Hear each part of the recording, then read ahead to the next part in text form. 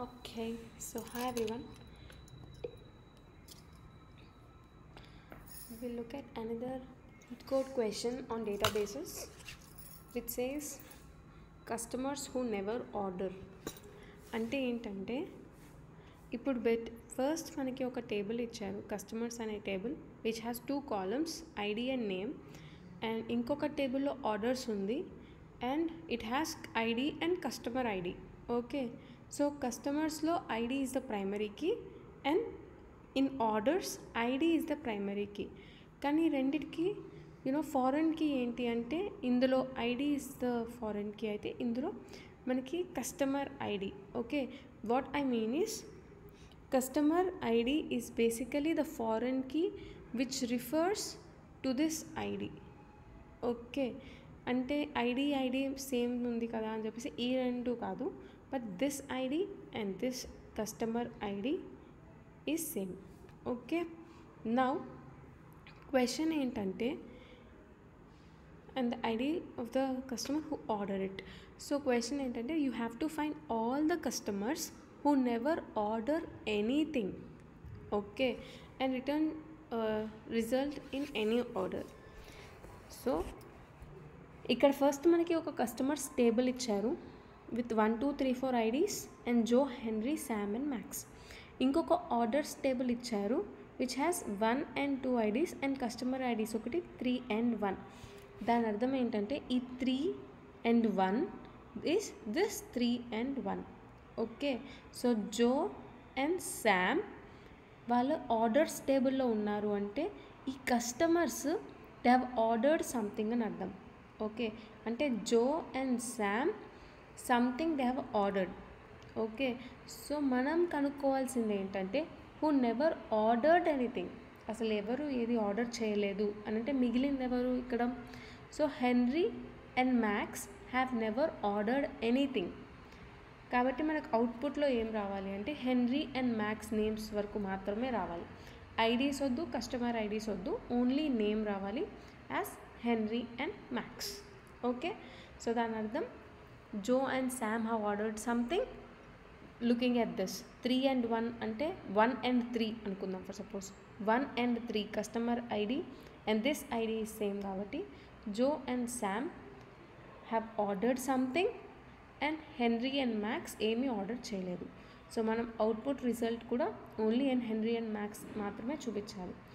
So దీనికి మనం ఎలా రాస్తామంటే ఫస్ట్ సెలెక్ట్ ఓకే, దీంట్లో రాద్దాం.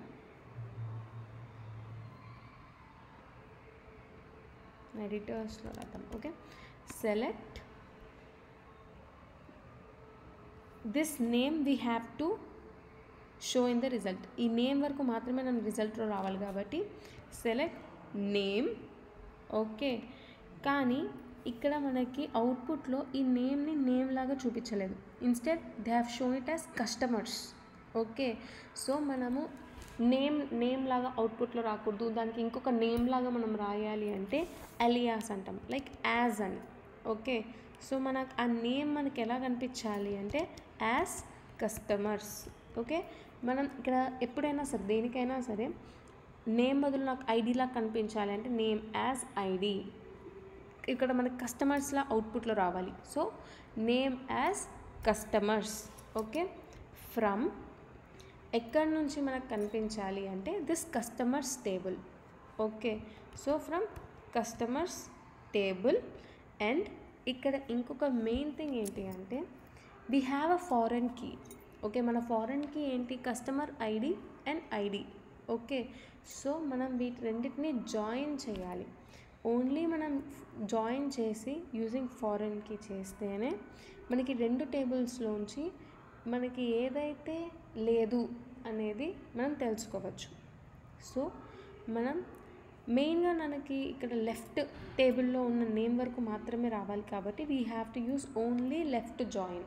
ఓకే, ఒకవేళ నాకు కస్టమర్ ఐడి కావాలి అని అంటే రైట్ జాయిన్. నాకు only name from left side of the table customers table రావాలి కాబట్టి లెఫ్ట్ జాయిన్ని యూస్ చేస్తున్నాం. Okay, left join orders. And most important thing, ఎప్పుడైనా మనం 2 టేబుల్స్ని మనం జాయిన్ చేస్తున్నప్పుడు we have to give it a name. Okay, just like a small thing. ఏదైనా like for suppose కస్టమర్స్ని నేను C అని నేమ్ చేస్తున్నాను, లెఫ్ట్ జాయిన్ ఆర్డర్స్ని నేను ఓ అని నేమ్ చేస్తున్నాను. అంటే కన్ఫ్యూజన్ లేకుండా, బికాస్ ఇక్కడ నాకు నేమ్ అనేది నేను ఇప్పుడు ఏమి ఇవ్వాలి, సి డాట్ నేమ్. అంటే ఈ నేమ్ ఎక్కడ ఉందంటే కస్టమర్స్లో ఉంది, కస్టమర్స్ టేబుల్లో ఉంది. సో సి డాట్ నేమ్ అంటే కస్టమర్స్ టేబుల్లో ఉన్న నేమ్ నాకు యాజ్ కస్టమర్స్లా కనిపించాలి.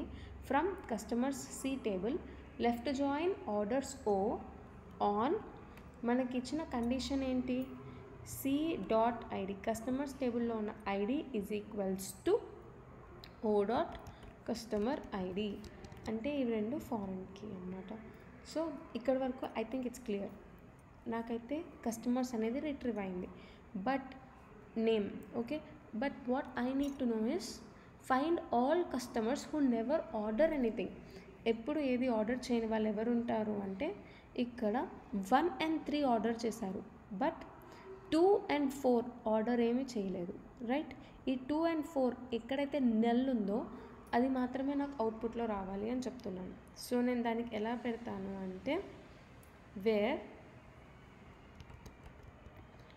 Orders dot customer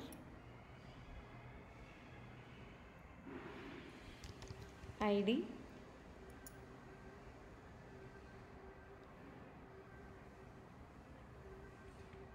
is null. Okay, either మనం order dot customer ID is null అయినా పెట్టచ్చు, లేకపోతే order O dot ID is also null అని పెట్టచ్చు. బికాస్ ఓన్లీ ఈ రెండు నల్ ఉంటేనే, ఆర్ ఇన్ జనరల్ 2 and 4 ఇక్కడ నల్ ఉందంటే దీనికి ఇంకొక ఐడి లేదని అర్థం, రైట్. అంటే ఇక్కడ ఇంకొక ఐడి లేదు, ఈ కస్టమర్ ఐడిలో కూడా 2 and 4 లేదు. So either of it o dot ID is అయినా నల్ ఉంటుంది, లేకపోతే o dot customer ID is అయినా నల్ ఉంటుంది. సో ఏదైతే మనకి ఇక్కడ నల్ ఉందో వాళ్ళే మనం ఏమీ ఆర్డర్ చేయలేదని అర్థం. ఓకే, ఒకవేళ if you have any like ఏదైనా ఒక క్వశ్చన్ ఉందనుకోండి, where Sam has ordered something కనుక్కోవాలి అంటే మనం ఇక్కడ o dot customer ID is 3 అని పెట్టవచ్చు. బికాస్ శామ్ ఐడి 3 కాబట్టి where o dot customer ID is 3 అని పెడితే దాని అర్థం ఓన్లీ మనకి శామ్ రిజల్ట్ వస్తుంది. ఓ డాట్ కస్టమర్ ఐడి ఈజ్ 1 అని పెట్టామనుకోండి, ఈజ్ ఈక్వల్స్ టు 1 అని పెడితే మనకు ఓన్లీ జో ఐడి వస్తుంది, because he has ordered something. అలానే ఇక్కడ మనకి హెన్రీ అండ్ మ్యాక్స్ ఏమీ ఆర్డర్ చేయలేదు కాబట్టి O dot customer ID is null. Okay, so will just check once.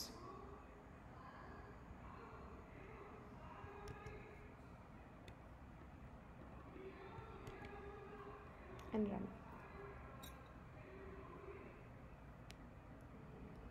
Right, so this is how you'll do it, and if you have any question you can ask me. Meanwhile I'll just submit it and then look at the solutions. Okay, thank you.